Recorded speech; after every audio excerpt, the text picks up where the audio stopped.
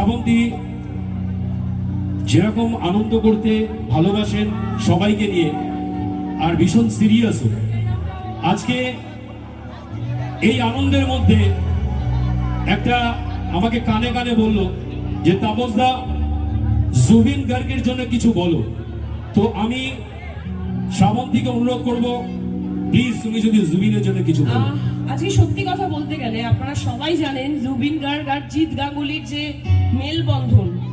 আমার অনেক ছবিতে জুবিন গার্গ গেয়েছে আর সব হিট হিট গান, কোনো সময় দেবের লিপে, কোনো সময় অঙ্কুশের, কোনো সময় জিতের, কোনো সময় সোহমের।